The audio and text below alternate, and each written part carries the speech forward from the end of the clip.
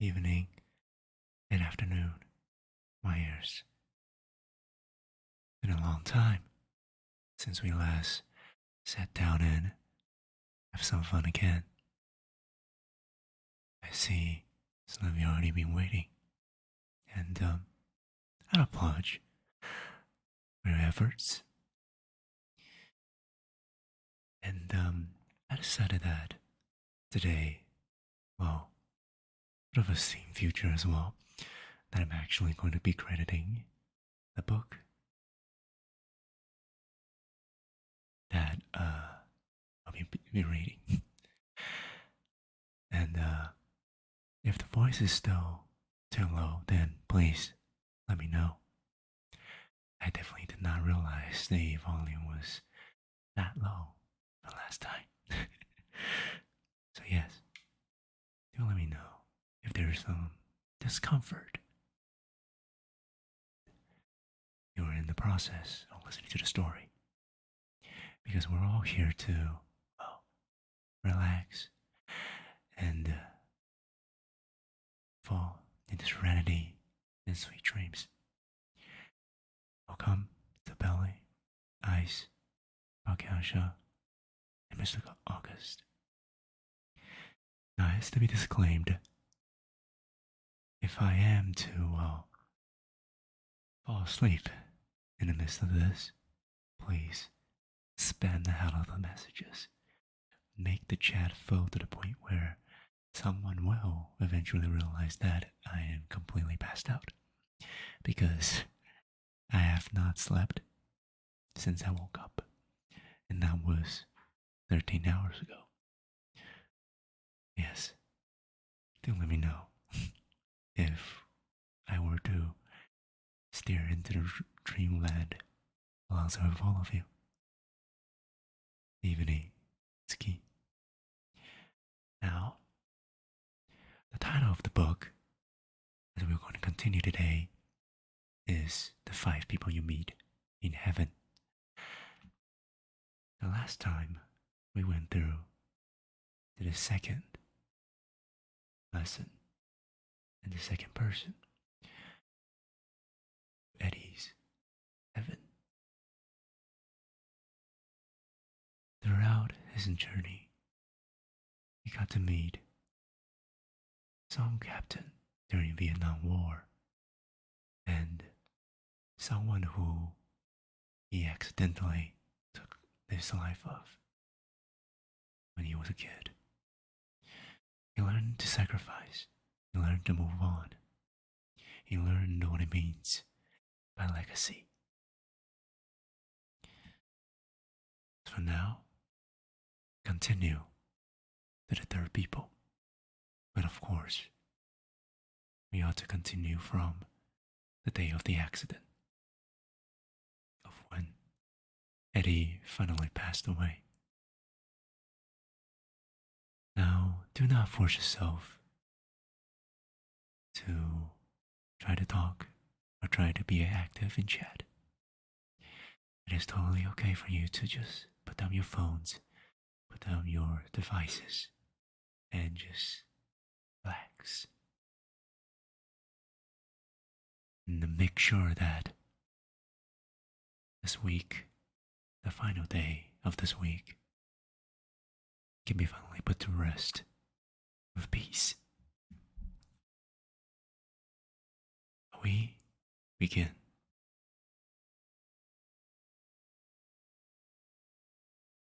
Monday, 7:30 a.m.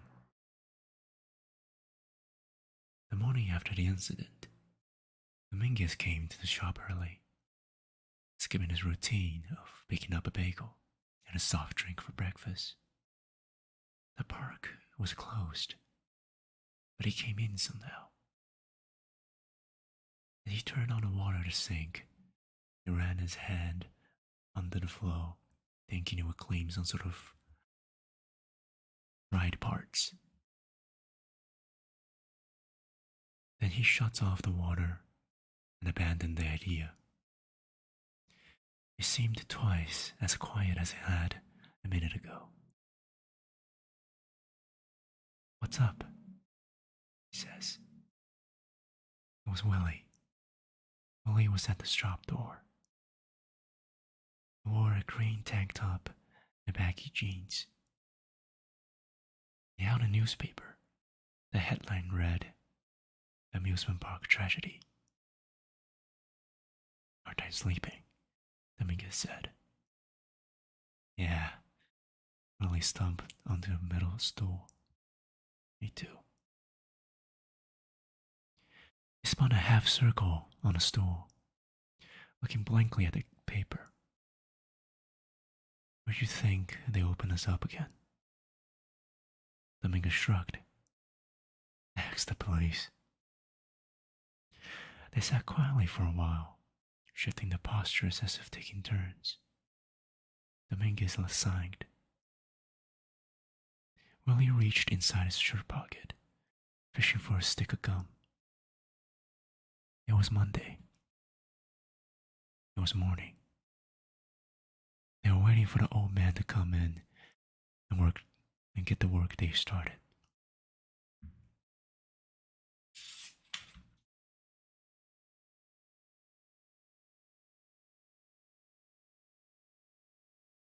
Third person that he meets in heaven. A sudden wind left Eddie, and he spun like the pocket watch on the end of a chain. An explosion of smoke engulfed him, swallowed his body in a flume of colors. The sky seems to be pulled in until he could feel it touching his skin like a gathered blanket. Then it shot away and exploded into jade. Stars appeared, millions of stars, like the salt sprinkled across the greenish firmament. And he blinked. It was in the mountain now. But the most remarkable mountains, a range that went on forever, with snow-capped peaks, jagged rocks, and sheer purple slopes. And flat between two crests was a large black lake. The moon reflected brightly in its water.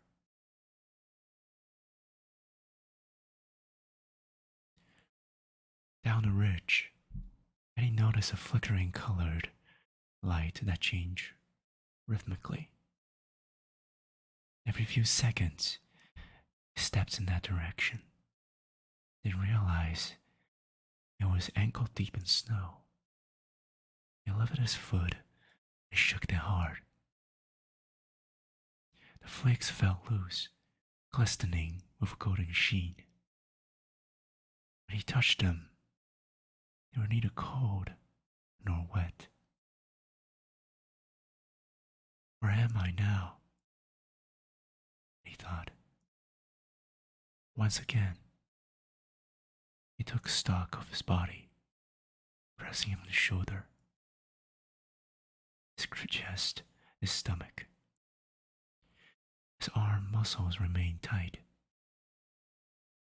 but his midsection was looser, flabbier. He hesitated and squeezed his left knee. It throbbed in pain, and Eddie winced, and hoped upon leaving the captain and the wound would disappear. Instead, it seems he was becoming the man he'd been on Earth. Scars and fat and all. Why wouldn't heaven make you relieve your own decay? Oh, there. If I know how to pronounce your name, I believe it's pronounced Xin. Welcome. First time seeing you. Do have a seat. Lay back as we continue with the story. We follow the flickering lights down a narrow ridge. This landscape, stark and silent, was breathtaking. More like how you imagine heaven. You wonder for a moment if it had somehow finished, if the captain had been wrong, if there were no people to meet. It came through the snow and around the rock ledge to a large clearing from which the lights originated. He blinked again, this time in disbelief. There, in a snowy field, sitting by itself, box-car shaped building with stainless steel exterior and a red barrel roof. A sign above it blinked the word eat. A diner. Eddie has spent many hours in places like this. They all look the same. High-packed booths, shiny countertops, a row of small pane windows across the front, which, on the outside, make customers appear like riders in a railroad car. Eddie could make out figures through those windows now, while talking and gesturing. He walked up the snowy steps to the double-pane door. He peered inside. An elderly couple was sitting to the right, eating pie. They took no notice of him. Other customers sat in swivel chairs at the marble counter or inside booth with their coats on hooks. It appeared to be from different decades. Eddie saw a woman with a 1930s high-collar dress and a long-haired young man with a 1960 peace sign tattoo on his arm. Many of the patrons appeared to be wounded. A black man in work shirt was missing an arm. A teenage girl had a deep gash across her face. None of them looked over when Eddie rapped on a window. He saw cooks wearing with white paper hats and plates of steaming food on the counter awaiting serving. Food in the most succulent colors, deep red sauces, right, yellow buttercreams, and all kinds of colors. His eyes moved along to the last booth in the right-hand corner. He froze when he saw what he saw. It could not have been seen.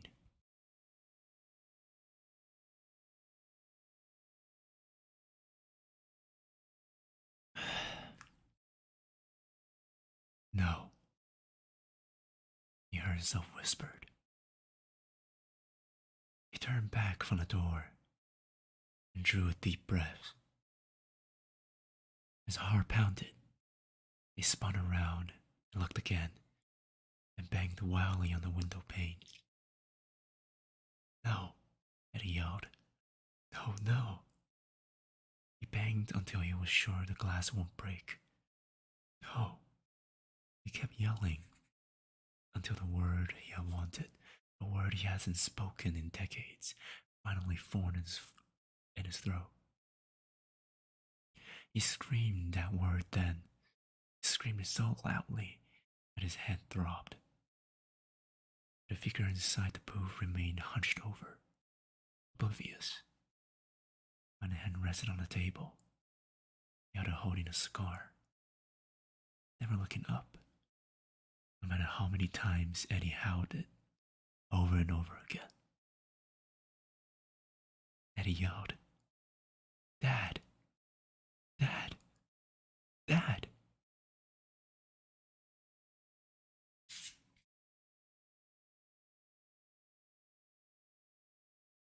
Memories flashed back again. Today is Eddie's birthday. In a dim and sterile hallway of the VA hospital, Eddie's mother opens the white bakery box and rearranges the candles on the cake, watching them even. 12 on one side, 12 on the other. The rest of them, Eddie's father, Joel, Margaret, Mickey Shea, stand around her, watching.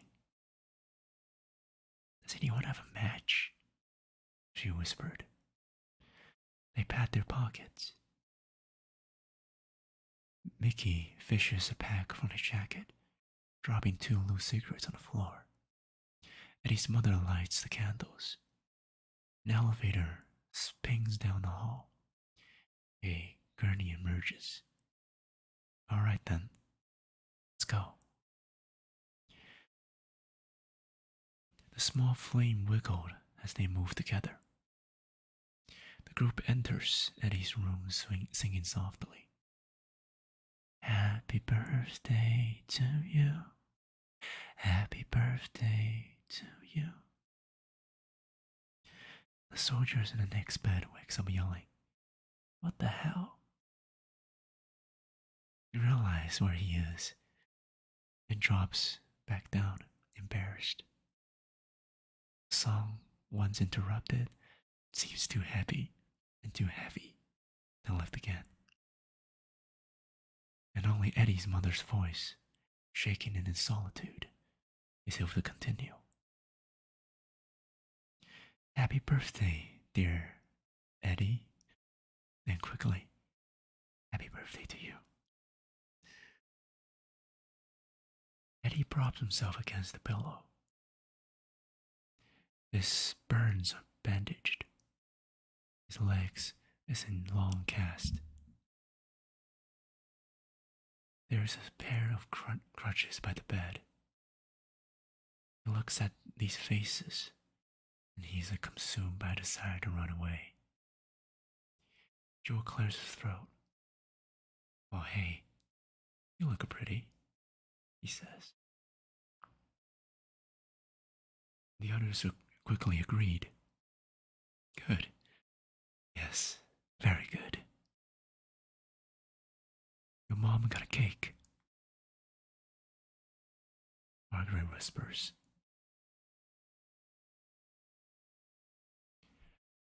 Eddie's mother stepped forward, as if it's her turn. She presents the cardboard box. Eddie mumbles. Thanks, Ma.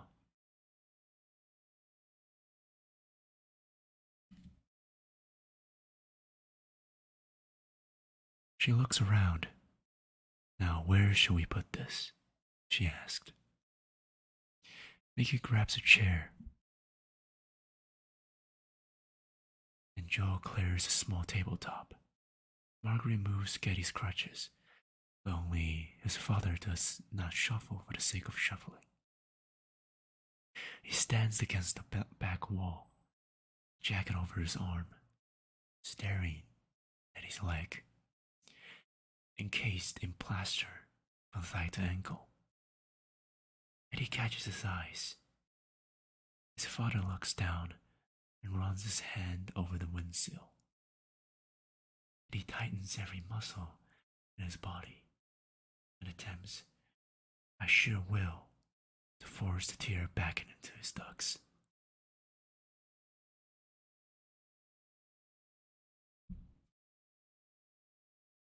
All parents damage their children.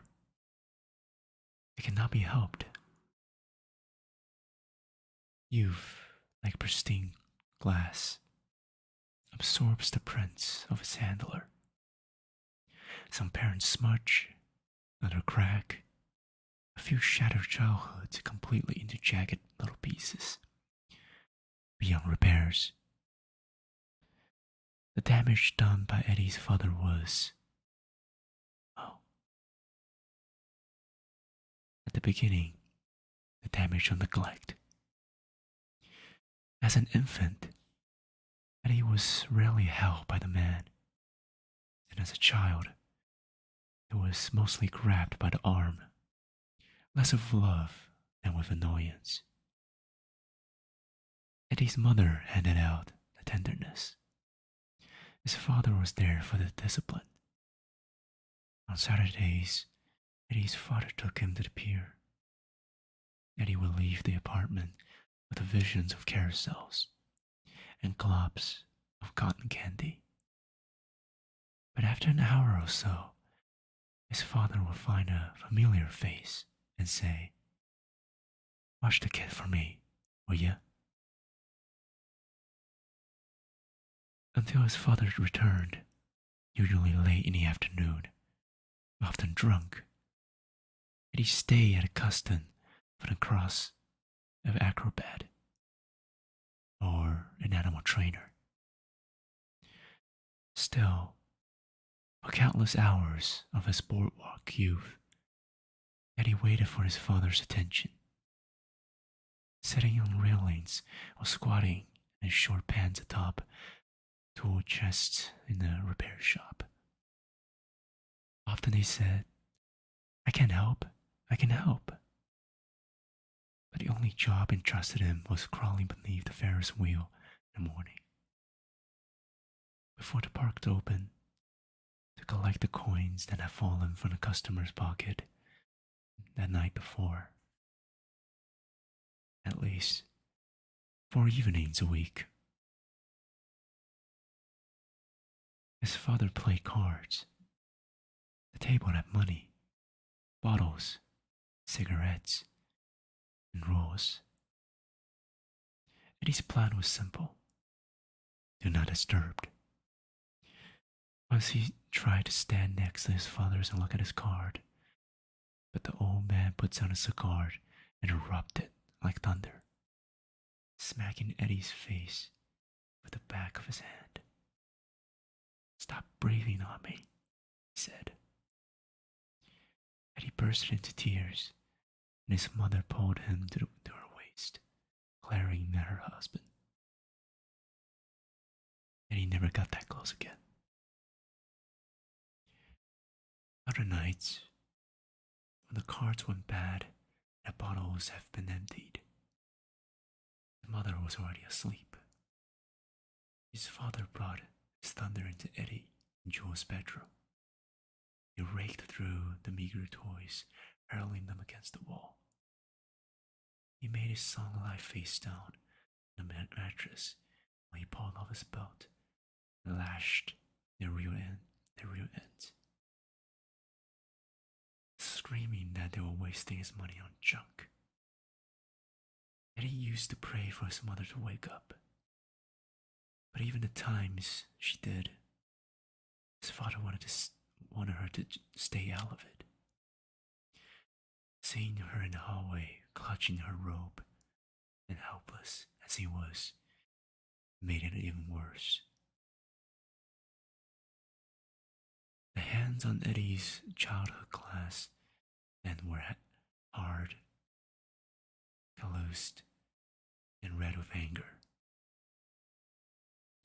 And he went through his younger year, whacked, lashed, and beaten.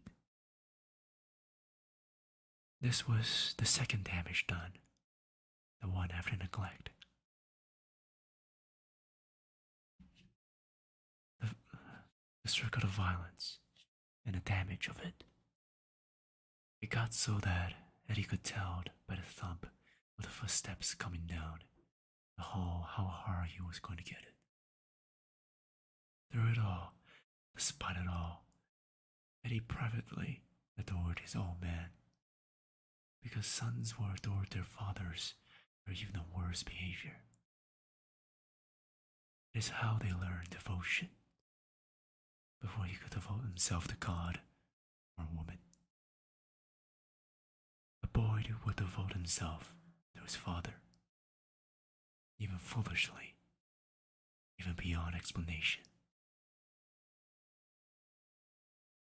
The experience with the abusive father was not something a stranger to me.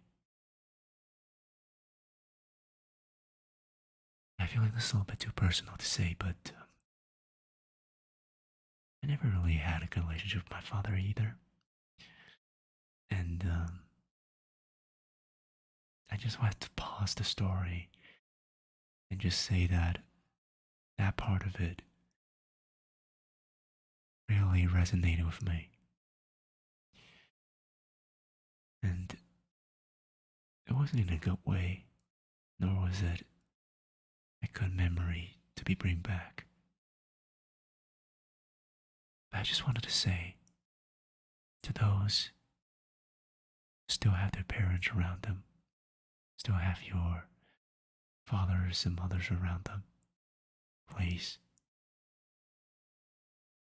go express your love to them. Go show them that throughout this entire time, no matter how hard and how bad it was before, the family that you have is what's important. And you acknowledge that importance. Now I'll be back in a little bit. Need to go relieve myself a little bit. So don't worry, I'll be back in less than a minute.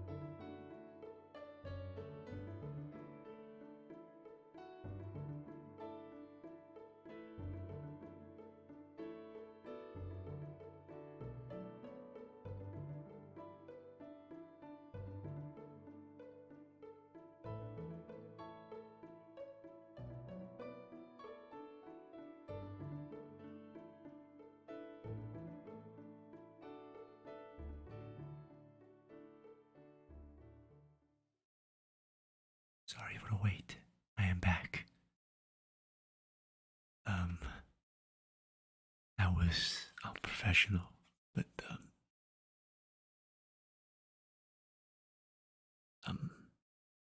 as I said, that part was a little bit too close and too related to home for me. I dare agree. You just continue about the third person that you meet in heaven. And, got a little bit, emotional. A little bit emotional for that part. But, yeah. As I have to repeat the message again. And if you have family member or plural family members has been with you for the past decades and years, please take some time and express appreciation and love to them, because you never know when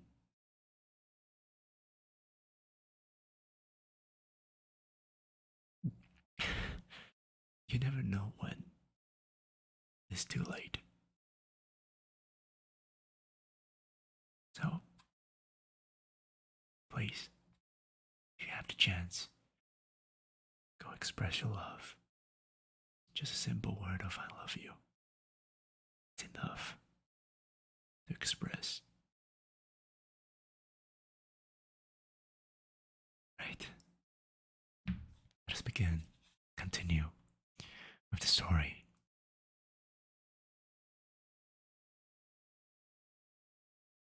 On occasion, as if to feed the weakest embers of fire, Eddie's father let a wrinkle of pride crack the veneer of his disinterest. At the baseball field by the 14th Avenue schoolyard, his father stood behind the fence, watching Eddie play. If Eddie smacked the ball out to the outfield, his father nodded, and when he did, Eddie leaped around the bases.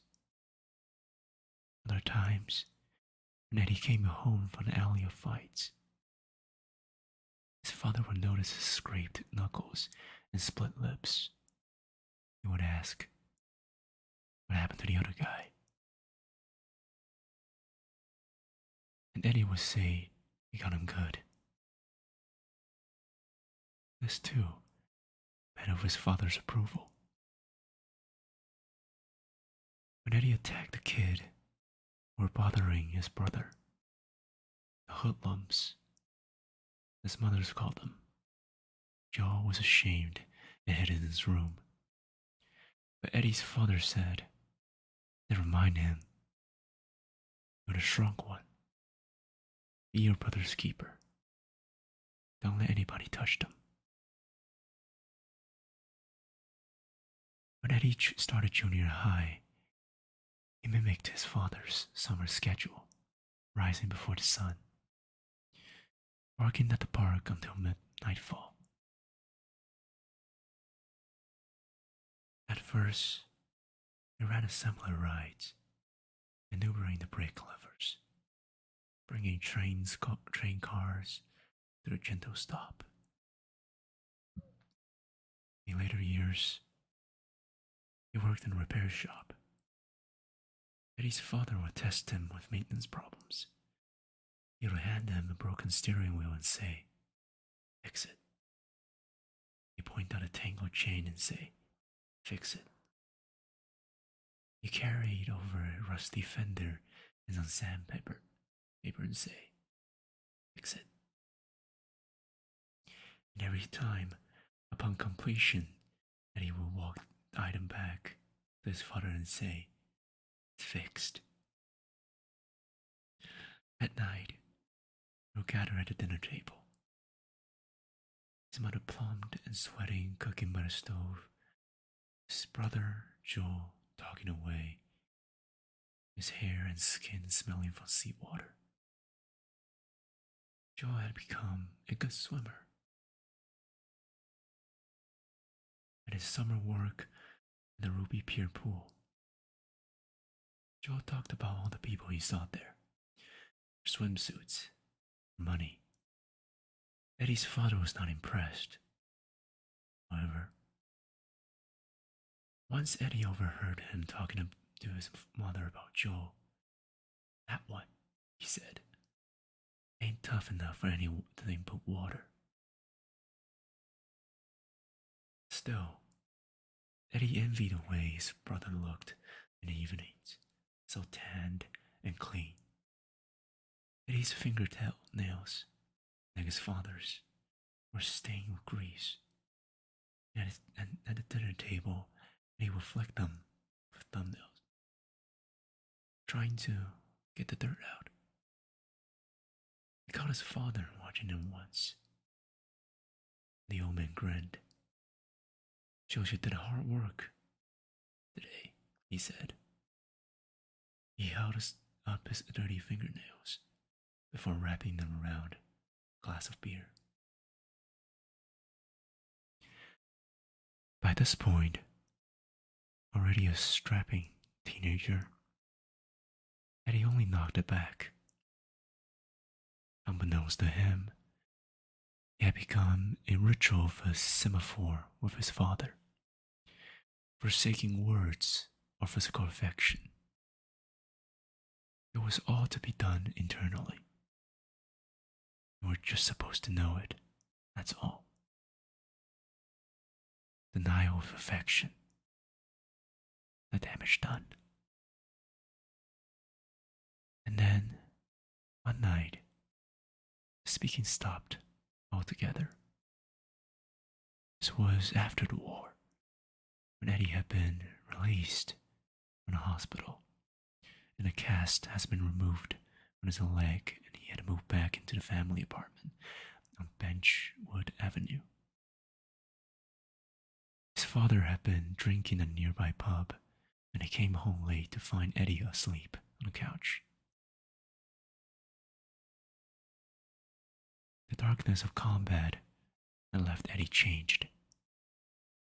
He stayed indoor, rarely spoke, even to Margaret.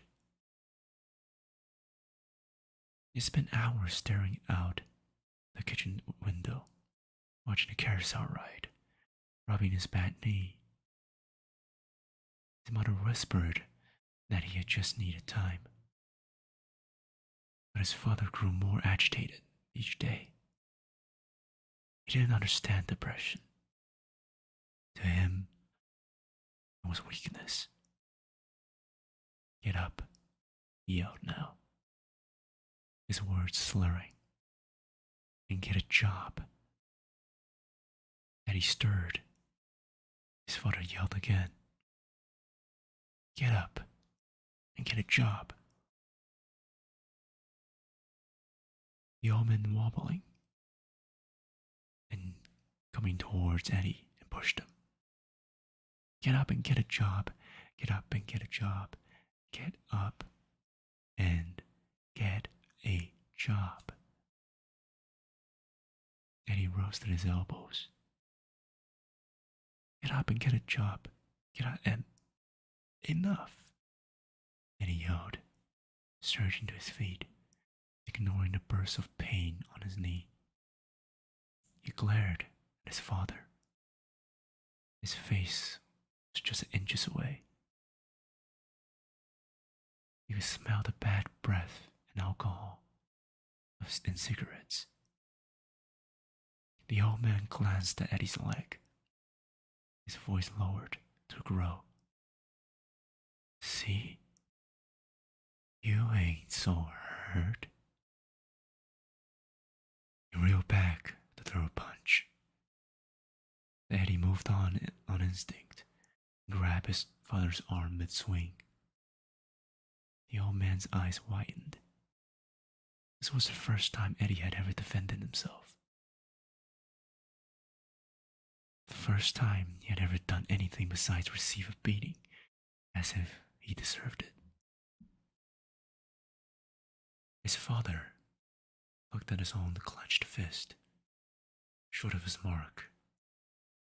His nostrils flared, and his teeth gritted, and he staggered back, bored, and yanked his arm free. He stared at Eddie with the eyes of a man watching the train pull away. He never spoke to his son again. This was the final handprint on Eddie's glass. Silence. It haunted the remaining years. His father was silent, but Eddie moved into his own apartment. Silent when Eddie took a cab driving job. Silent at Eddie's wedding. Silent when Eddie came to visit his mother. She begged and wept, beseeched her husband to change his mind, to let it go. But Eddie's father would only say to her through a clenched jaw. He said to others who made the same request, "That boy raised a hand to me." And that was the end of the conversation. All parents damaged their children. This was their life together. Neglect, violence, silence. Now, someplace beyond death, Eddie slumped against a stainless glass and steel wall and dropped into a snowbank, stunned again by the denial of a man whose love, almost explicably, he still coveted. A man ignoring him, even in heaven. His father. The damage done. Don't be angry, the woman's voice said. We can't hear you. And he jerked his head up. An old woman stood before him in the snow. Her face was gaunt, with sagging cheeks, rose-colored lipstick, and tightly pulled back white hair. Thick enough in parts to reveal a pink scalp beneath it. He wore wire-rimmed spectacles over narrow blue eyes. And he could not recall her. Her clothes were before his time, a dress made of silk, chiffon. A bib-like bodice stitched with white beads and topped with a velvet bow just below her neck. Her skirt had a rhinestone buckle, and there were snaps and hooks up the side. He stood with elegant posture, holding a parasol with both hands. And he guessed he'd been rich. Not always rich, she said, grinning as if she heard him.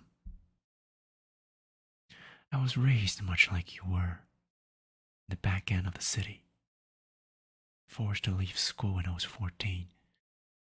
I was a working girl. So were my sisters.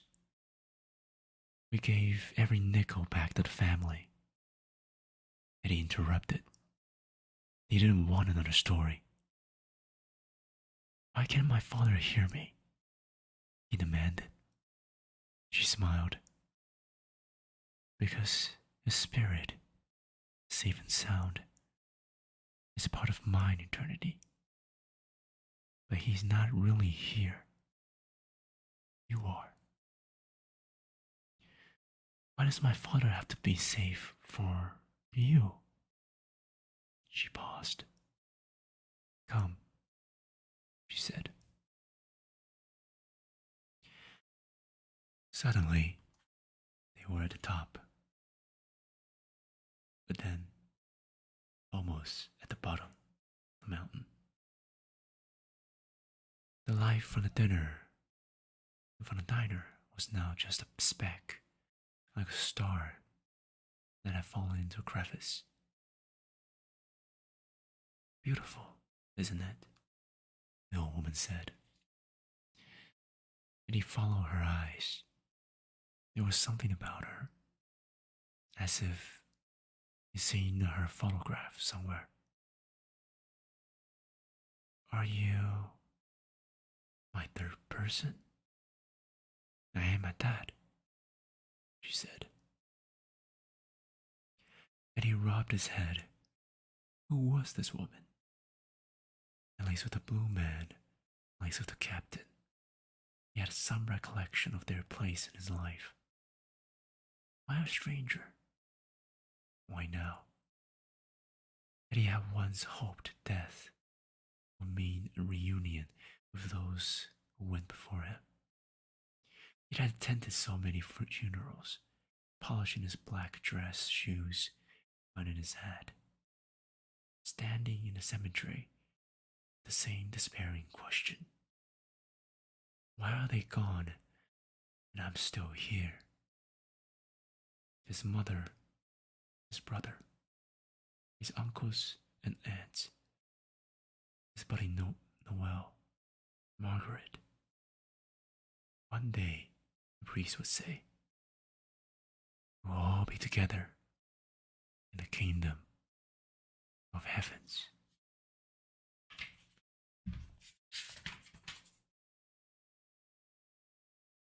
Where were they then, if this was heaven? Had he studied this strange older woman? He felt more alone than ever. Can I see Earth? Whispered. She shook her head no. Can I talk to God? You can always do that. He hesitated before asking the next question. Can I go back? She squinted. Back? Yeah, back. And he said, to my life, to that last day. Is there something I can do? Can I promise to be good? Can I promise to go to church all the time? Something? Why? She seemed amused. Why? And he repeated. He swiped at the snow that had no cold. With the bare hand that felt no moisture. Why? Because this place don't make no sense to me. Because I don't feel like no angel, if that's what I'm supposed to feel like. Because I don't feel like I got it all figured out. I can't even remember my own death. I can't remember the accident. Or I remember at least two little heads. This little girl that I was trying to save, see? I was pulling her out of the way, and I must have grabbed her hand, and that's when I shrugged. Died, the woman said, smiling away. Passed away? Moved on? Met your maker? Died. He said, exhaling. That's all I remember. And you, the others, all this. Ain't you supposed to have peace when you die? You have peace, the old woman said. You make it with yourself. Eddie said, shaking his head. Nah, you don't. He thought about telling her the agitation he'll have felt every day since the war, the bad dreams, the inability to get excited about much of anything. The times he went to the docks alone and watched the fish pulled in by the white rope's nets. Embarrassed because he saw himself in those helpless, flopping creatures sneered beyond escape. He didn't tell her that. Instead, he said, no offense, lady, but I don't even know you. But I know you, she said. And he sighed. Oh yeah? How's that? Well, she said, if you have a moment. She sat down then, although there was nothing to sit on. She simply rested on air, crossed her legs, ladylike, keeping her spine straight. The long skirt folded neatly around her. Breeze blew, and Eddie caught the faint scent of perfume. As I mentioned it, I was once the working girl. My job was serving food in a place called Seahorse Grill. It was near the ocean. You grew up. Perhaps you remember it? She nodded toward the diner. It all came back to Eddie. Of course, that place. He used to eat breakfast there. A greasy spoon, they called it. They torn it down years ago.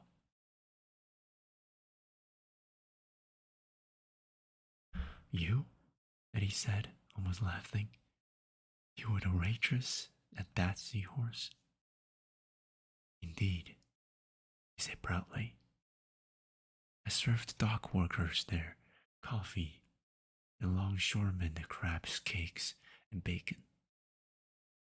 I was an attractive girl in those years, I might add.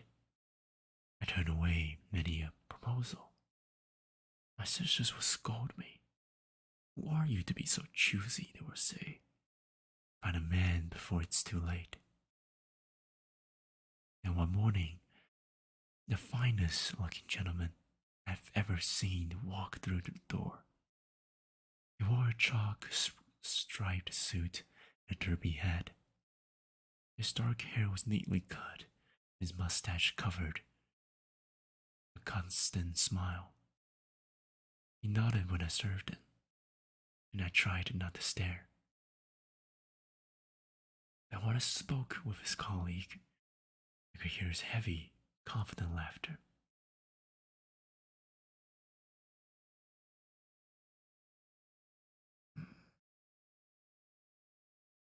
Right? Twice I caught him looking in my direction. When he paid his bill, he said his name was Emil, and he asked if he might call on me.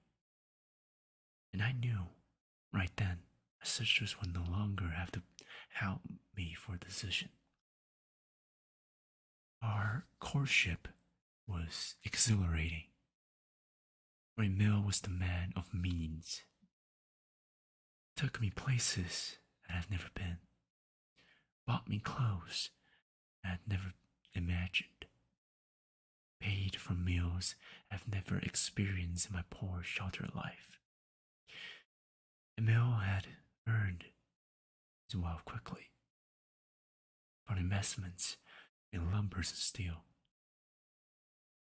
He was a spender, risk taker.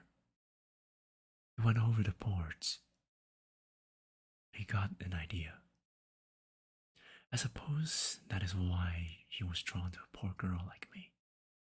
He abhorred those who were born into wealth and rather enjoyed doing things the sophisticated people never do. One of those things was visiting seaside resorts. He loved the attraction, salty food, the gypsies, and fortune tellers, and wake guessers, and diving girls. And we both loved the sea. One day, as we sat in the sand, the tide rolling gently into our feet, he asked for my hand. Marriage. I was overjoyed. I told him yes, and we heard the sound of children playing in an ocean. Emil went over the boards again and swore that soon he would build a resort park just for me, to capture the happiness of this moment, to stay eternally young. The old woman smiled. Emil kept his promise. A few years later, he made a deal with the railroad company, which was looking for a way to increase its rider on the weekend. That's how most amusement park built, you know? And he nodded. He knew. Most people didn't. They thought amusement parks were constructed by elves, built with candy cans. In fact, they were simply business opportunities for railroad companies. We erected them at the final stop of routes, so commuters would have a reason to ride on weekends. You know where I work? And he used to say, the end of the line. That's where I work. Emil, the old woman continued, built the most wonderful place. A massive pier used to timber and steels he already owned. Then came the magical attraction, races and rides and boat trips and tiny railways. There was a carousel imported from France and a Ferris wheel from one of the international exhibitions in Germany. There were towers and spires and thousands of incandescent lights, so bright that at night you could see the park on a ship's red deck on the ocean. The mill hired hundreds of workers, municipal workers and carnival workers, foreign workers. He brought in animals, acrobats, clowns. The entrance was small, and the last thing to finish, it was truly grand. Everyone said so when it was complete. He took me there with a cloth blindfolded over my eyes. When he removed the blindfold, I saw it. The old woman took a step back from Eddie. She looked at him curiously, as if she was disappointed. The entrance? She said. Don't you remember? Didn't you ever wonder about the name? Where you worked? Where your father worked? She touched her chest softly with her white gloved fingers. There she dipped, as if formally introducing herself. I, she said, and Ruby Pierre.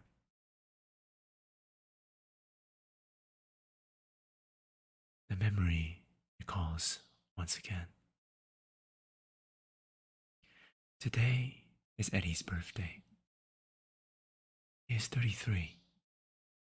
He wakes up with a jolt, gasping for breath. His thick, black hair is matted with sweat. He blinks hard against the darkness, trying desperately to focus on his arm. His knuckles, anything to know that he's here, in the apartment over the bakery, not back in a war, in a village, in a fire. That dream, will that ever stop? It is just before 4 a.m. No point in going back to sleep. He waits until his breathing subsides, then slowly rolls off the bed, trying not to wake his wife. He put his right leg down first, out of habit, avoiding the inevitable stiffness of his left. But he begins every morning the same way, one step and one hobble. In the bathroom, he checks his bloodshot eyes and splashes water on his face. It is always the same dream. Eddie wandering through the flames in the Philippines on his last night of war. The village huts are engulfed in fire. There's a constant, high-pitched squealing noise. Something invisible hits Eddie's leg and he swats at it, but misses. Then swats again, and misses again. The flames grow more intense, roaring like an engine. And Smitty appears, yelling for Eddie, yelling, "Come on, come on." Eddie tries to speak, but when he opens his mouth, a high-pitched squeal emerges from his throat. Then something grabs his leg, pulling him under the muddy earth. And then he wakes up, sweating and panting. Always the same. The worst part is not sleepiness. The worst part is the general darkness and a dream leaves over him. Gray film that clouds the day. Even his happy moments feel encased, like holes trapped in a hand sheet of ice. He dresses quietly and goes down the stairs. The taxi is parked by the corner. its usual spot, and Eddie wipes the moisture from his windshield. He never speaks about the darkness to Margaret. He shook his head and says, "What's wrong?" And he says, "Nothing. I'm just beat." And leave it at that. How can he explain such sadness when she's supposed to make him happy? The truth is, he cannot explain it himself. All he knows is that something stepped in front of him, blocking his way, until in time he gave up on things. He gave up studying engineering, and he gave up on the idea of traveling. He sat down in his life, and there he remained. This night, when Eddie returned from work, he parks the taxi by the corner, and he comes slowly up the stairs. But his apartment, he hears music, a familiar song. He opens the door to see a cake on a table, and a small white bag tied with ribbon. "Honey?" Margaret yells from the bedroom. "Is that you?" He lifts the white bag, taffy, from the pier.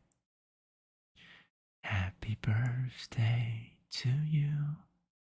Margaret emerges, singing in her soft, sweet voice. She looks beautiful, wearing the print dress Eddie likes, her hair and lips done up. Eddie feels the need to inhale, as if undeserving of such a moment. He fights the darkness within him. "Leave me alone," he tells it. "Let me feel this way I should feel it." Margaret finishes the song and kisses him on the lips. "Wanna fight me for the taffy?" she whispers.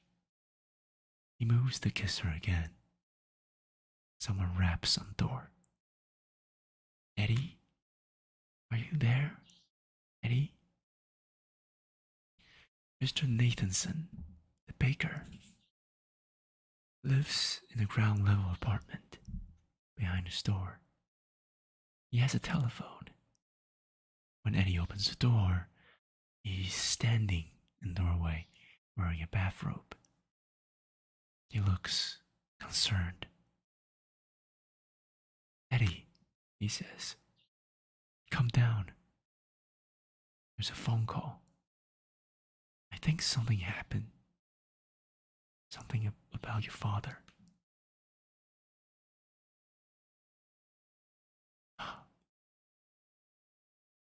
Now I would be lying if I say I don't know about what's going to happen next. But I will be lying again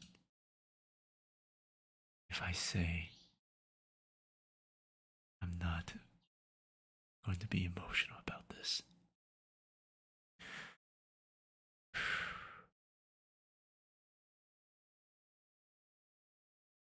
"I am Ruby," the old woman said. It suddenly makes sense to Eddie now. Why the woman looked familiar. He has seen the photograph somewhere in the back of the repair shop, among the old manuals and paperwork from the park's initial ownership. "The old entrance," he said. She nodded in satisfaction. The original Ruby Pier entrance had been something of a landmark. Giant arching structure based on a historic French temple, with fluted columns and a coved dome at the top. Just beneath the dome, under which all patrons would pass, was a painted face of a beautiful woman. This woman, Ruby,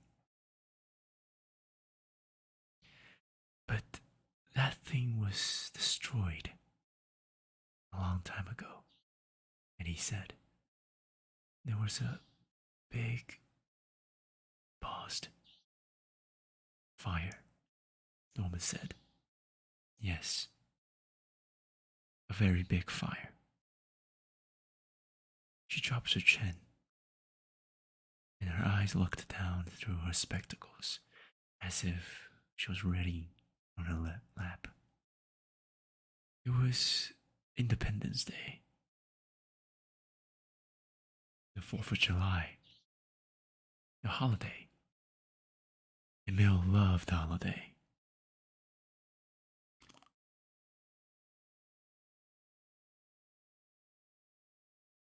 Good for business, he'd say. If Independence Day went well, the entire summer might go well. So Emil arranged for fireworks. He brought in a marching band, even hired extra workers. Roostabouts mostly, just for that weekend. But something happened the night before the celebration. It was hot, even after the sun went down. A few of the roundabouts chose to sleep outside, behind the work shed.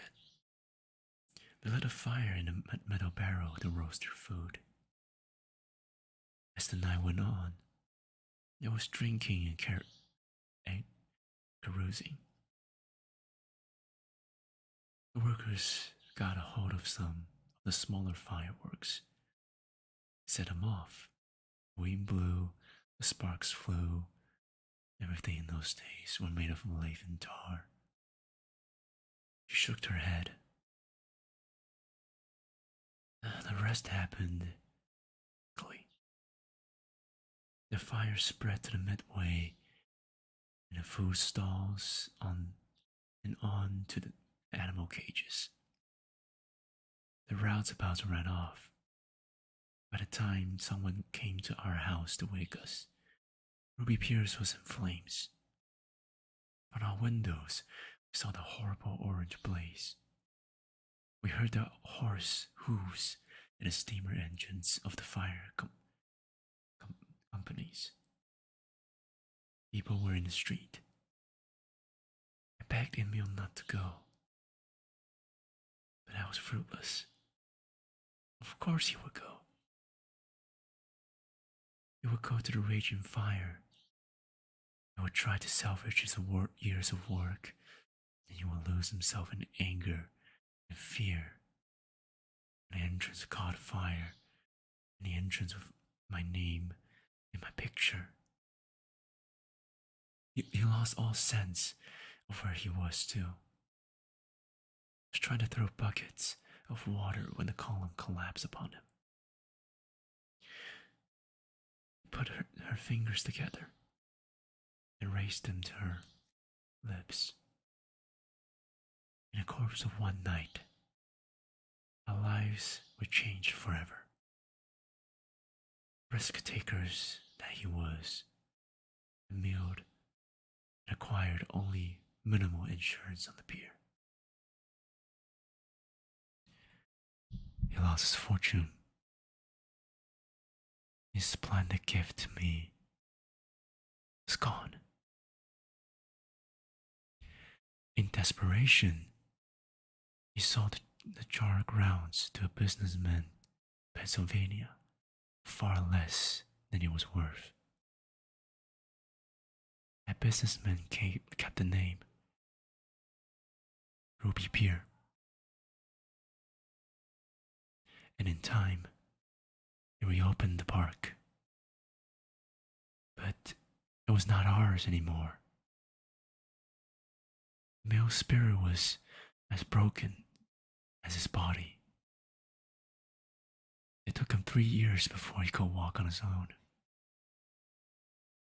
Moved away to a place outside the city, a small flat where our lives were spent modestly. Me tending to my wounded husband and silently nurturing a single wish She sobbed. What wish? Eddie said. He had never built that place. The old woman sat in silence. Eddie studied the vast jade sky.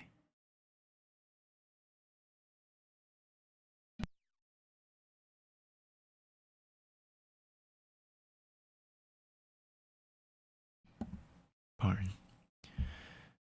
The old woman sat in silence.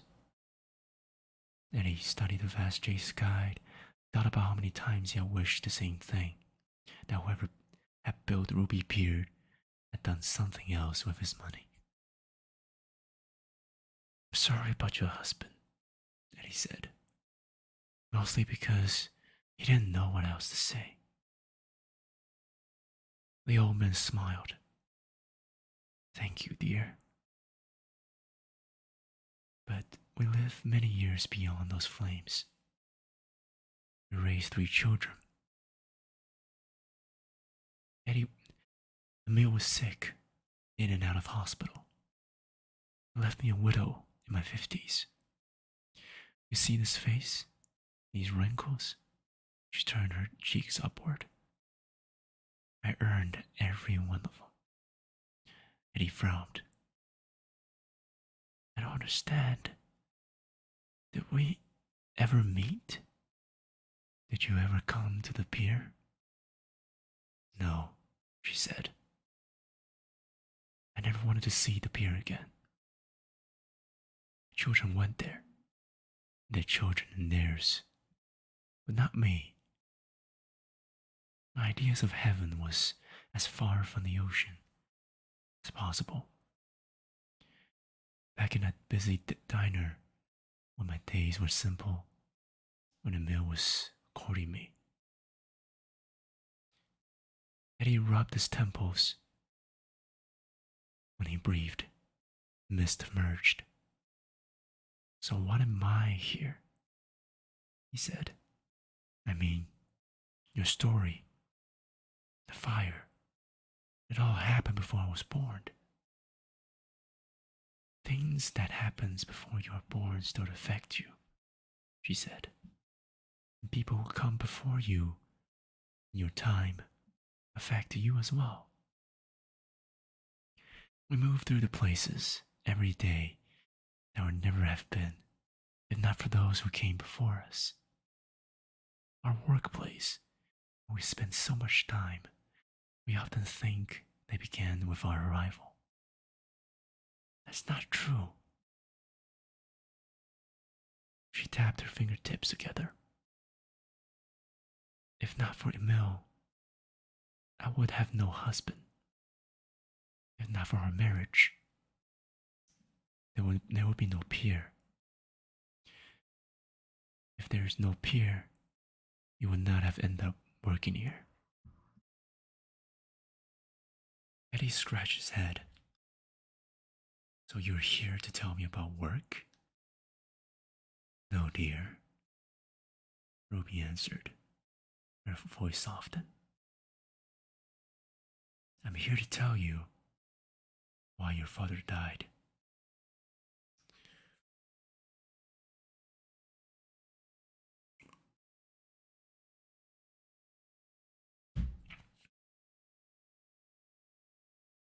The phone call was from Eddie's mother. His father had collapsed that afternoon on the east end of the boardwalk near the junior rocket ride.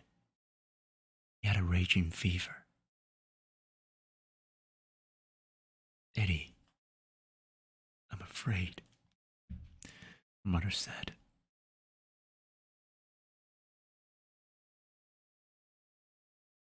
Her voice shaking. She told him of a night earlier in the week when his father had came home at dawn, soaking wet. His clothes was full of sand. He was missing a shoe. She said he smelled like the ocean. Eddie bet he smelled like liquor too.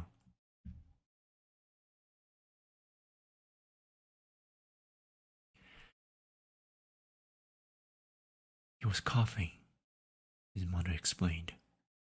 It just got worse. We should have called the doctor right away. She drifted in her words. You'd gone to work that day, she said, sick as he was, with his tool belt and his ball peen hammer. Same as always. But that night, you refused to eat, and in bed, you'll hag and wheeze. You sweated through his undershirt. The next day was worse, and now, this afternoon, collapsed. The doctor said it's pneumonia. Oh, I should have done something. I should have done something. What were you supposed to do? Eddie asked.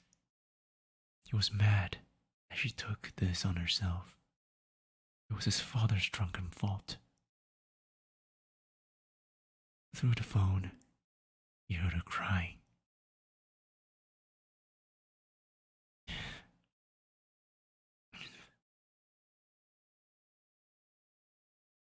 As someone who doesn't have much of a good experience with my parents, I can still safely say that to see parents shed a tear still hurts people, still hurts me. And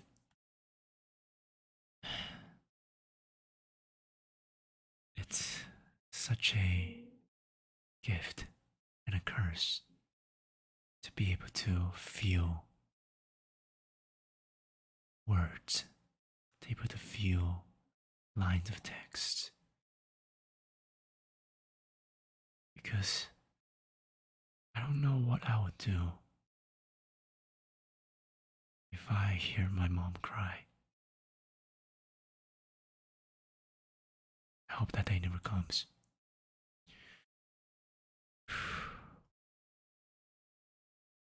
Okay.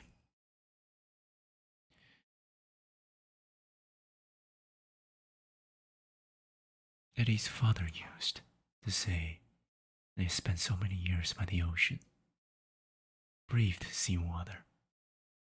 Now, away from the oceans, in the confines of the hospital bed, his body began to wither like the bench of fish. Complication developed. Congestion built in his chest. His condition went from fair to stable, and from stable to serious. Friends went from saying he'll be home in a day to he'll be home in a week. In his father's absence, Eddie's helped out at the pier, working evenings after his taxi job, greasing the tracks, checking the brake pads, testing the levers, even repairing broken ride parts in the shop. What he really was doing was protecting his father's job. The owner acknowledged his efforts, paid him half of what his father earned.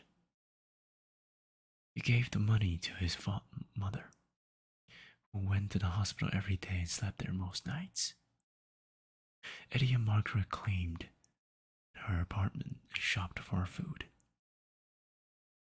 When Eddie was a teenager, if he had ever complained or seemed bored with the pier, his father would snap. What? This ain't good enough for you?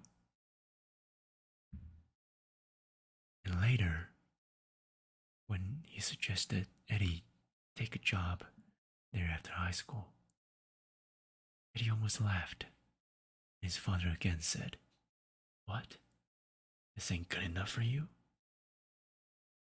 And before Eddie went to war, when he talked of marrying Margaret and becoming an engineer, his father said, What? This ain't good enough for you? And now, Despite all that, here he was, at the pier, doing his father's labor. Finally, one night, at his mother's urging, Eddie visited the hospital. He entered the room slowly. His father, for years, had refused to speak to Eddie, now lacked the strength to even try. He watched his son with heavy-lidded eyes. Eddie, after struggling to find even one sentence to say, did the only thing he could think of to do. He held up his hands and showed his father's grease-stained fingertips. Don't sweat it, kid, the other maintenance workers told him. Your old man will pull through. He's the toughest son of a gun you have ever seen. Parents rarely let go of their children, so children let go of them. They move on, they move away. The moments that used to define them, the mother's approval, father's nod, were covered by the moments of their own accomplishments. It is not until much later, as the skin sags and the heart weakens, that children understand their stories, all their accomplishments, sit atop of the stories of their mothers and fathers, stones upon stones beneath the waters of their lives. When the news came that his father had died, slept away, the nurse told him, as if he had gone out for milk.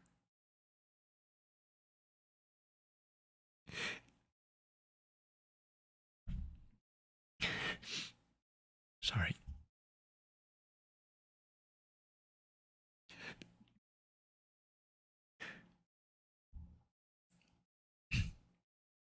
Eddie felt emptiness, kind of anger. The kind that circles in his cage. Like most working man's son, Eddie had envisioned for his father's a heroic death to encounter the commonness of his life. There was nothing heroic about drunken stupor by the beach. The next day, he went to his parents' apartment, entered their bedroom, and opened the drawer, as if he might find a piece of his father inside. He rifled through coins, a tie pin, a small bottle of apple brandy, rubber bands, electric bills, pens, a cigarette lighter with a mermaid on the side. Finally, he found a deck of playing cards. He put it in his pocket. The funeral was small and brief. In the weeks that followed, Eddie's mother lived in the days.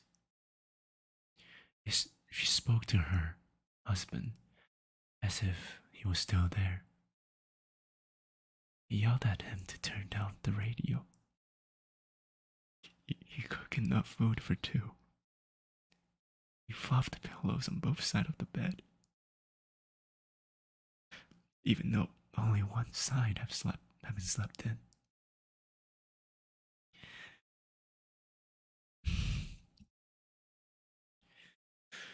One night, Eddie saw her stacking dishes on a countertop. "Let me help you," he said. No, his mother answered. "Your father will put them away." Eddie put a hand on her shoulder. "Ma," he said softly. "Dad's gone."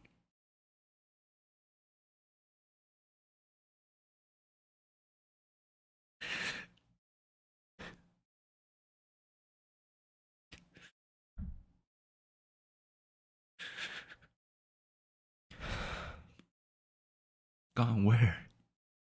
She asked. The next day, Eddie went to the dispatcher and told him he was quitting. 2 days later, he and Margaret moved back into the building where Eddie had grown up. Beechwood Avenue, apartment 6B, where the hallway was narrow, the kitchen window view, the carousel, and where Eddie had accepted a job that would let him keep an eye on his mother. A position that he had been groomed for summer after summer. A maintenance man at Ruby Pier. Eddie never said this. Not to his wife. Not to his mother. Not to anyone. But he cursed his father for dying and for trapping him in the very life he had been trying to escape. A life that, as he heard the old man laughing from the grave, apparently now was good enough for him.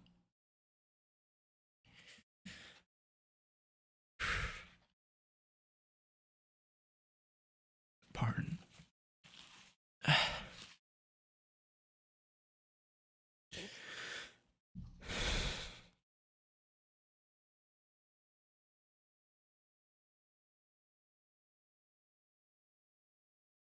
I hope all of you are already sound asleep. Because God didn't. I am not planning on to shed tears by any of these ASMRs. Take my time. I will. Thank you.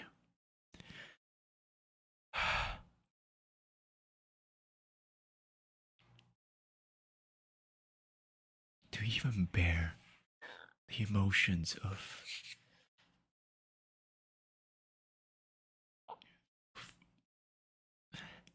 parents passing, family members passing, is a little bit heartbreaking. And I never really like saying goodbyes. Not one bit.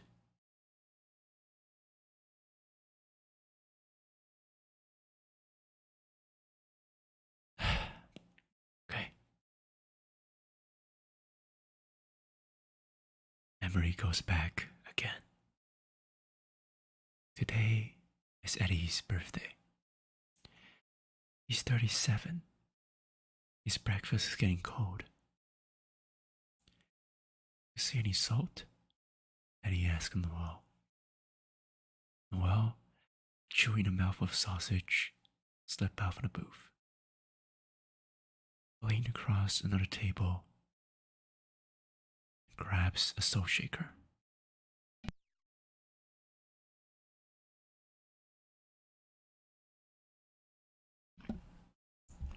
Here, he mumbles. Happy birthday. Eddie shakes it hard. How tough is it to keep salt on the table? Want to hear the manager? Noel says. Eddie shrugs. The moment is already hot and thick with humidity. This is their routine. Breakfast once a week, Saturday mornings, before the park gets crazy. Navarro works in a dry cleaning business, and he helped him get a contract for the Ruby Pier maintenance uniforms. What'd you think of this good-looking guy? Noel says. He has a copy of Life magazine, open a photo of a young political candidate. How can this guy run for president? He's a kid. And he shrugs. About our age. No fooling, Noel says. He lifts an eyebrow. thought you had to be older to be president. We are older, Eddie mumbles. Noel closed the magazine. His voice drops. Hey, you know what happens at Brighton? Noel nods. You slip his coffee. No heard. An amusement park. A gondola ride. Something snapped. Mother and her son fell 60 feet to their death. You know anything? You know anything of anybody up there? Noel asked. Eddie puts his tongue between his teeth. Every now and then, he hears these stories. An accident at the park somewhere. And he shudders as if a wasp just flew by his ear. Not a day passes that he doesn't worry about it happening here. At Ruby's Pier. Under his watch. Nuh-uh, he says. I don't know no one in Brighton. He fixes his eyes out of the window as a crowd of beachgoers emerges from the train station. They carry towels, umbrellas, wicker baskets with sandwich wrapped in paper. It's not even half the newest thing. Foldable chairs made of lightweight aluminum. An old man walks past in a Panama hat, smoking a cigar. Look at that guy, Eddie says. I promise you, he'll drop that cigar on the boardwalk. Yeah? Eddie says. So? It falls in a crack, then it starts to burn. You can smell it. The chemical they put on the wood, it starts smoking right away. Yesterday I grabbed a kid. Couldn't have been more than 4 years old, about to put a cigar butt in his mouth. Noah makes a face. And? Eddie turns aside. And nothing. People should be more careful. That's all. Noel shovels a fork full of sausage into his mouth. Your barrel laughs. Oh, is this much fun on your birthday? Eddie doesn't answer. The old darkness has taken a seat alongside him. He's used to it by now, making room for it the way you make room for a commuter on a crowded bus. He thinks about maintenance load today, broken mirror in the fun house, new fenders for the bumper cars, clues. He reminds himself. Gotta order more clue. He reminds about those poor people in Brighton. You wonder who's in charge up there. What time you finish today? Noel asks. And he excels. He's gotta be busy. Summer, Saturday, you know. Noel lifts an eyebrow out. We can make that track by 6. And he thinks about Margaret. He always thinks about Margaret when Noel mentions the horse track. Come on, it's your birthday, Noel says. And he pokes the fork at his egg, not too old to bother with. All right. With that, we come to the 3rd lesson.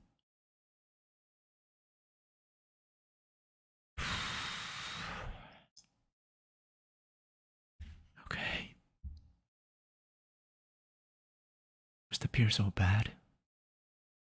The old woman asked. It wasn't my choice. And he signed.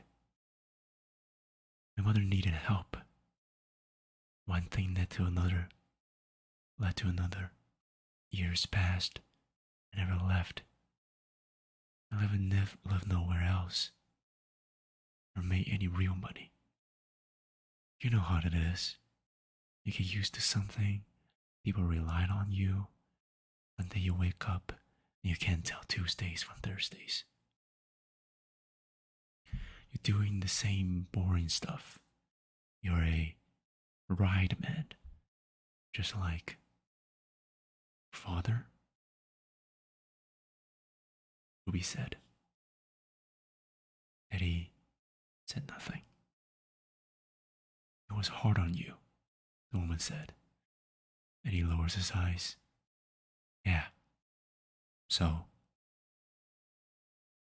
perhaps you're hard on him too. I doubt it. You know the last time he talked to me? The last time he tried to strike you? Eddie shot her a look. And you know the last thing he said to me? Get a job? Some father, huh?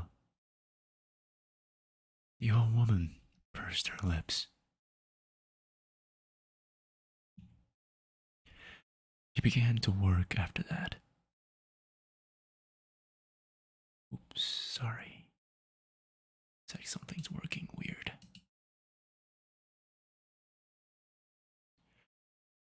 Right.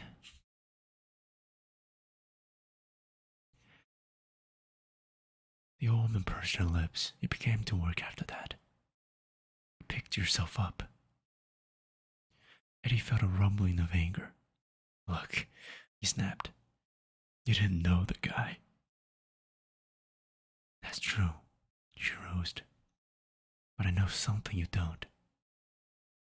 And it is time to show you. Ruby pointed with the tip of her parasol and drew a circle in the snow. When Eddie looked into the circle, he felt as if his eyes were falling from their sockets and traveling on their own, down a hall and into another moment. The image sharpened. It was years ago. In an old apartment. You could see front and back, above and below. This is what he saw. His mother, looking concerned, sitting at the kitchen table. He saw Mickey Shia sitting across her. Mickey looked awful. He was soaking wet, and he kept rubbing his hand over his forehead and down his nose. He began to sob. Eddie's mother brought him a glass of water. She motioned him to wait. Walked to the bedroom and shut the door. She took off her shoes and her house dress. She reached for her blouse and skirt. Eddie could see all the rooms, but he could not see or hear what the two of them were saying. It was just blurred noise. He saw Mickey in the kitchen, ignoring a glass of water, pulling a flask from his jacket and swigging from it. And slowly, he got up, staggered through the bedroom. He opened the door, and he saw his mother, half-dressed, turning in surprise. Mickey was wobbling. He pulled a robe around her. Mickey came closer. Her hand went out instinctively to block him. Mickey froze. Just for an instant, grabbed the hand and grabbed his mother, and backed her into the wall, leaning against her, grabbing her waist. She squirmed and yelled and pushed. On Mickey's chest was still gripping her robe. She was bigger and stronger. He buried his unshaven face below her cheek, smearing tears on her neck. Then the front door opened, and Eddie's father stood there, wet from rain, a ball-peen hammer hanging from his belt. He ran into the bedroom and saw Mickey grabbing his wife. Eddie's father hollered. He raised the hammer. Mickey put his hand over his head and charged the door, knocking Eddie's father sideways. Eddie's mother was crying, her chest heaving, her face streamed with tears. Her husband grabbed his shoulder. He shook her violently. Her robe fell. They were both screaming. Then Eddie's father left the apartment, smashing a lamp with the hammer on his way out. He stomped down the steps and ran off into the rainy nights. What was that? Eddie yelled in disbelief. What the hell was that? The old woman held her tongue. She stepped to the side of the snowy circle and drew another one. Eddie tried not to look down, but he could not help it. It was falling again, becoming ice at the seam. This is what he saw. He saw a rainstorm at the farthest edge of Ruby Pier, the North Point, they call it.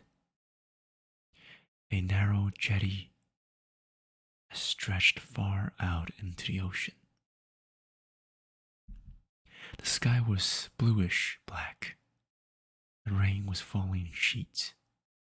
Mickey Shia came stumbling toward the edge of the jetty.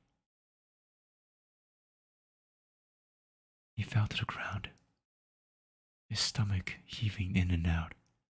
He lay there for a moment, faced the darkened night, then rolled on his side, under the wood railing. He dropped into the sea. Eddie's father appeared moments later, scrambling back and forth, the hammer still in his hand. He grabbed the railing, searching the water. The wind blew the rain in sideways. His clothes were drenched, and his leather tool belt was nearly black from soaking. He saw something in the waves.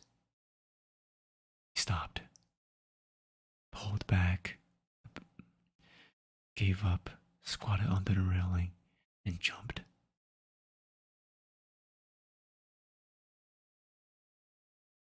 Splashing clumsily in the churning ocean. Mickey was bobbing in an insistent roll of seawater, half unconscious, a foamy yellow fluid coming from his mouth. Eddie's father swam to him, yelling into the wind. He grabbed Mickey. Mickey swung. Eddie's father swung back. The skies clapped with thunder as the rail water belted them. They grabbed and flailed in violent chop. Mickey coughed hard as Eddie's father grabbed his arm and hooked it over his shoulder. He went under, came up again, and braced his weight against Mickey's body, pointing them towards the shore. He kicked. They moved forward. Waves swept them back, then forward again. The ocean thumped and crashed. Eddie's father remained wedged under Mickey's armpit, pumping his legs, blinking wildly to clear his vision. He caught the crest of a wave and made sudden progress shoreward. Mickey moaned and gasped. Eddie's father spitted out seawater. It seemed to take forever. The rain popping, the white foam smacking their faces, the two men grunting, thrashing their arms. Finally, a high, curling wave lifted them up and dumped them onto the sand. And Eddie's father rolled out from under Mickey and was able to hook his hands under Mickey's arm and hold him from being swept into the surf. When the wave receded, he yanked Mickey forward with a final surge, then collapsed on the shore. His mouth open, filling with wet sand. Eddie's vision returned to his body. He felt exhausted, spent, as if he had been in the ocean himself. His head was heavy. Everything he thought he'd known about his father didn't seem to know anyone. And didn't seem to know anymore. What was he doing? Eddie whispered. Saving a friend, Ruby said. Eddie glared at her. Some friend? If I'd known what he did, I haven't let him drunken hit drown. I drowned. Your father thought about that too, the old woman said. He had chased after Mickey to hurt him, perhaps even to kill him. But in the end, he couldn't. He knew who Mickey was. He knew his shortcomings. He knew he drank. He knew his judgment faltered.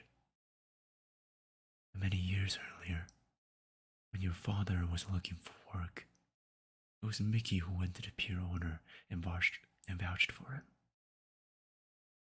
And when you were born, it was Mickey who lent you, your parents, the little money he had to help pay for the extra mouth to feed. Your father took all friendship seriously. Hold on, lady, he snapped. Did you see what that bastard was doing with my mother? I did, the old woman said sadly. It was wrong. The things are not always what they seem. Mickey had been fired that afternoon. He was slept through another shift, too drunk to wake up. And his employers told him that was enough. He handled the news as he handled all bad news, drinking more. He was thick with whiskey by the time he reached your mother. He was begging for help. He wanted his shop back. Your father was working late. Your mother was going to take Mickey to him. Mickey was coarse, but he was not evil. At that moment, he was lost, adrift. And what he did was an act of loneliness, desperation. He acted on impulse, a bad impulse. Your father acted on impulse too. And while his first impulse was to kill, his final impulse was to keep a man alive.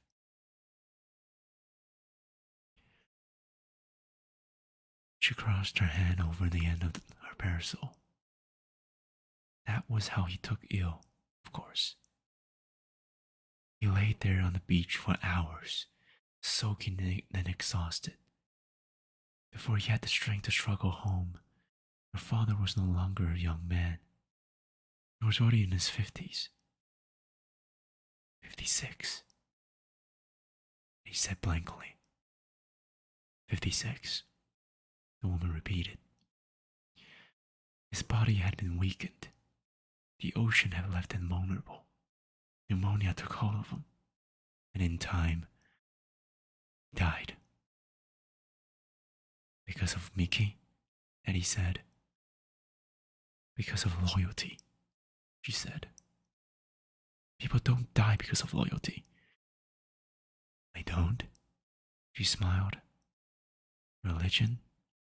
Government? Are we not loyal to such things? Sometimes to the death? And he shrugged. Better, she said, to be loyal to one another.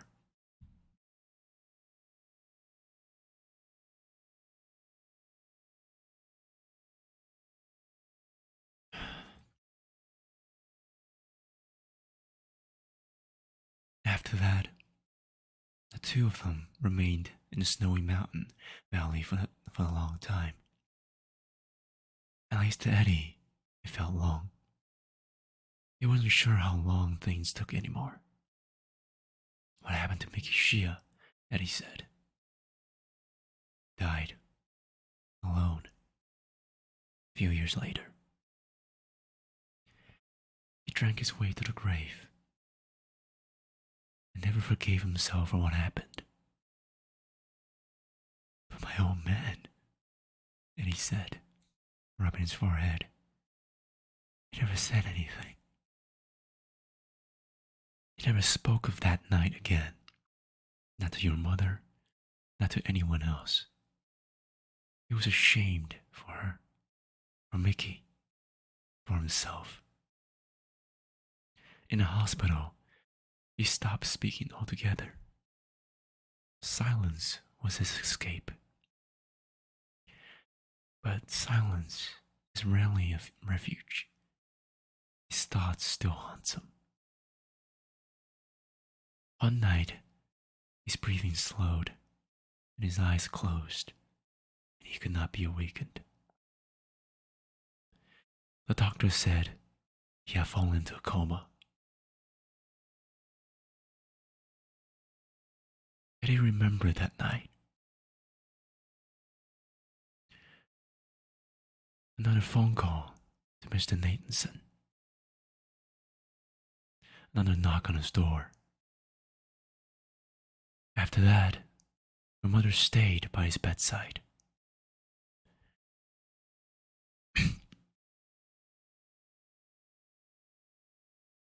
Pardon, to check something.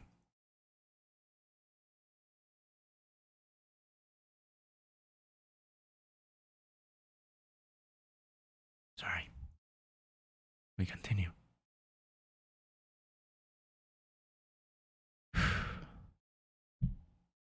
Eddie remembered that night. Another phone call to Mr. Nathanson. Another knock on his door. After that, your mother stayed by his bedside. Days and nights.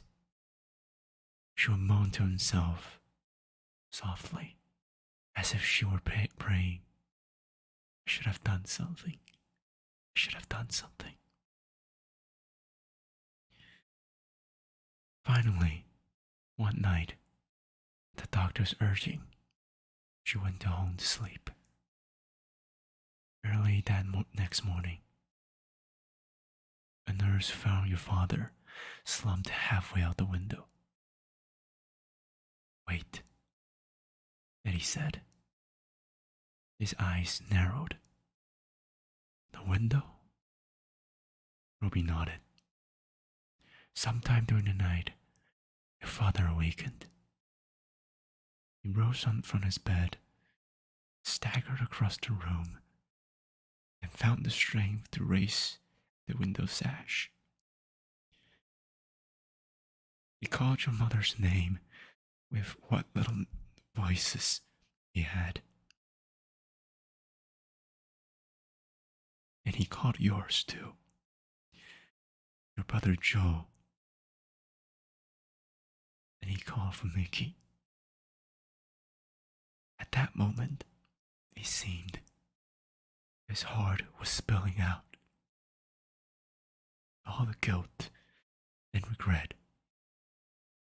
Perhaps he had felt the light of death approaching.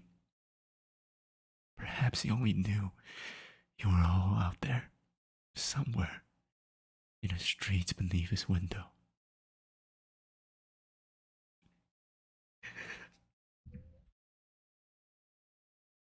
He bent over the ledge, was chilly. The wind damped, and the wind and damp his state were too much. He was dead before dawn. The nurse found it and dragged him back to his bed. They were frightened for their jobs. I never breathed a word. The story was died in his sleep.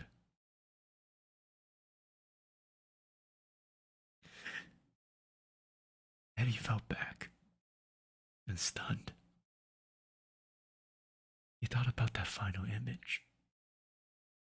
His father, tough old war horse, trying to crawl out the window.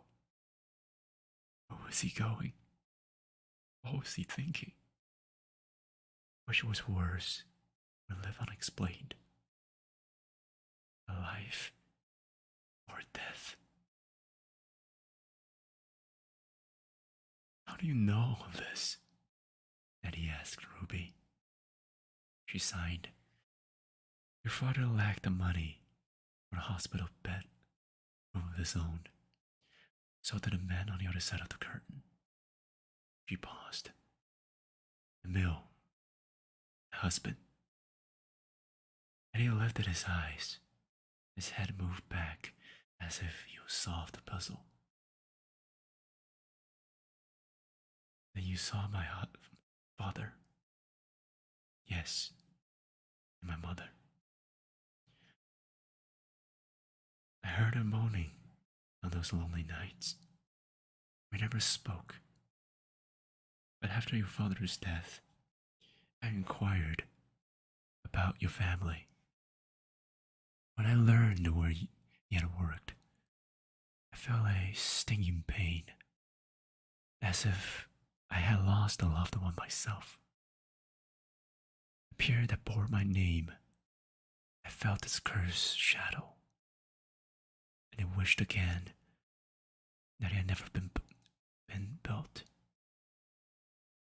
That wish followed me to heaven, even as I waited for you. Eddie looked confused. The diner? She said. She pointed out to the speck of light in the mountains. It's there because I wanted to return to my younger years. A simple but secure life. I wanted all those who had never suffered and reappeared. Every accident, every fire, every fight, slip, fall, to be safe and secure. I wanted it all like I wanted my Emil, warm, well fed, in a cradle of a welcoming place, far from the sea. Ruby stood, and Eddie stood too. He could not stop thinking about his father's death. I hated him, he mumbled. The old woman nodded. It was hell on me as a kid. It was worse than I got older. Ruby stepped towards him. Edward, he said. She said softly. It was the first time she has called him by name. Learn this from me. Holding anger is a poison. It eats you from the inside. We think that hating is a weapon that attacks the person who harmed us. But hatred is a curved blade. And the harm we do to ourselves. Forgive, Edward, forgive. Do you remember the lightness you felt when you arrived in heaven? Eddie did. Where's my pain? That's because no one is born with anger. And when we die, the soul is freed of it. But now, here, in order to move, To move on, you must understand why you felt what you did and why you no longer need to feel it. She touched his hand. You need to forgive your father. Eddie thought about the years that follow his father's funeral. How he's never achieved anything. How he never went anywhere. All that time, Eddie had imagined a certain life. A could have been life. That would have been his if not for his father's death and his mother's subsequent collapse. Over the years, he glorified the imaginary life and held his fathers accountable for all of its losses. The loss of freedom, the loss of career, the loss of hope. He never rose above the dirty, tiresome work his father had left behind. When he died, Eddie said, He took a part of me with him. I was stuck after that. Ruby shook her head.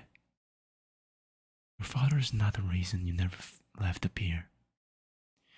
Eddie looked up. Now what is? She patted her skirt, adjusted her spectacles, and began to walk away. There are still 2 people for you to meet, she said. Eddie tried to say, wait, but the cold wind nearly ripped the voice from his throat. And everything went black. Ruby was gone. It was back atop of the mountain, outside the diner, standing in the snow. She stood there for a long time. Alone in the silence. Until he realized the old woman was not coming back. And he turned to the door and slowly pulled it open. He heard the clanking silverwares and dishes being stacked. He smelled freshly cooked food, beets and meats and sauces. The spirits of those who had been perished at the piers were all around, engaged with one another, eating and drinking and talking. Eddie moved haltingly, knowing what he was there to do. He took to his right, to the corner booth, the ghost of his father, smoking a cigar. He felt a shiver, thought about the old man hanging out the hospital window, dying alone in the middle of the night. Dad, he whispered. His father could not hear him, and he drew closer. Dad, I know what happened now. He felt a choke in his chest. He dropped to his knees alongside the booth. His father was so close that Eddie could see the whiskers on his face and frayed end of his cigar. He saw the baggy lines beneath the tired eyes, the bent nose, the bony knuckles, the square shoulders of the working man. He looked at his own arms and realized in his earthly body, he was now older than his father. He had outlived him in everywhere. I was angry at you, Dad. I hated you. Eddie felt tears swelling. He felt a shaking in his chest. Something was flushing out of him. You beat me. You shut me out. I don't understand. Didn't understand. Why did you do it? Why? He drew in a long, painful breath. I didn't know, okay? I didn't know. I didn't know your life. What happened? I didn't know you. That you're my father. I'll let go of it now. Alright? Alright. Can we let it go? His voice wobbled until it was high and welling, not his own anymore. Okay? You hear me? He screamed. Then softer. You hear me? Dad.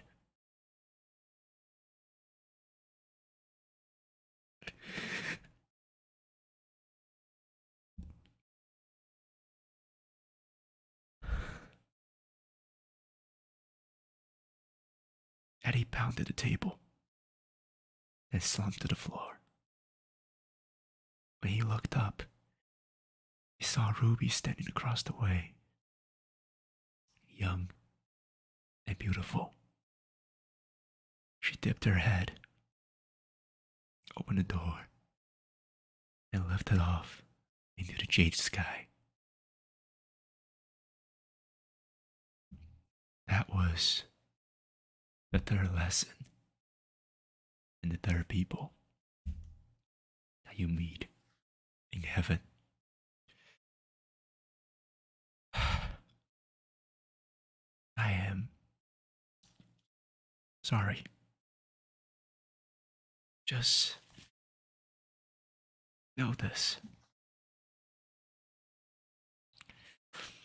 If you have the chance right now, and have repeated this sometimes already, but if you have the chance,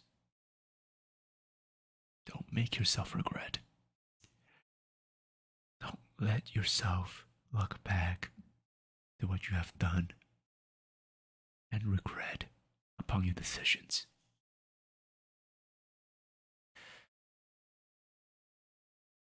Because you don't know, one day you're gonna come back and just realize, why? Why didn't I do this? But then there's nothing you can do to stop it.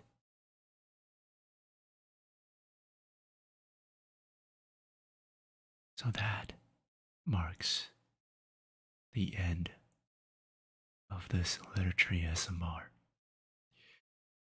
I hope all of you have enjoyed this, and I sincerely hope that you're already sound asleep.